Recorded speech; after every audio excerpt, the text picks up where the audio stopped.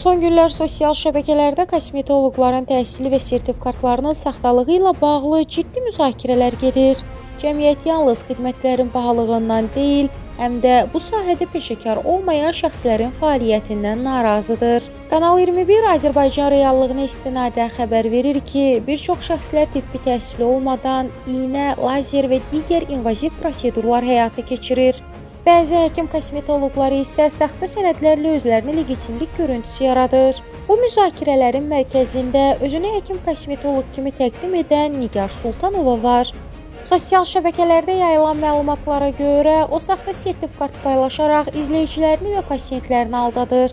Sənədlərdə onun güya tibbi kosmetologiya üzrə 5 aylıq kurs keçdiyi və bu sənədə Əziz Əliyev adına Azərbaycan Dövlət Həkimləri Təkmilləşdirmə İnstitutunun rektoru Qasımov Nazim Akifoğlunun verdiyi qeyd olunur. Halbuki institut yalnız ali tibbi təhsilli şəxslərin ixtisaslaşdırılması ilə məşğuldur.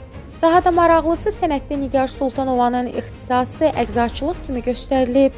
Səhiyyə Nazirliyinin Analitik Ekspertizya Mərkəzi isə rəsmi cavabında bildirir ki, onun adı tibbi kadrların vahid məlumat reyestrində yoxdur. Yəni Sultanova nə sertifikasiyadan keçib, nə də həkim kimi fəaliyyət göstərmə icazəsinə malikdir. Qanunvericiliyə görə sertifikatsız tibbi fəaliyyət inzibati məsuliyyət yaradır. Vəzifəli şəxslər 800 manatdan 1000 manata qədər, hüquqi şəxslər isə 6000 manatdan 8000 manata dək cərimə olunur. Bu həm də onu işə götürən klinikanın məsuliyyətini gündəmə gətirir. Məlumatlara görə Nigar Sultanova 2 nömrəli tibbi baza kollecində müəllim, Lazer Beauty klinikasında isə həkim kosmetoloq kimi çalışır. Əgər onun tibbi təhsili yoxdursa, bu qanunsuz tibbi fəaliyyət deməkdir.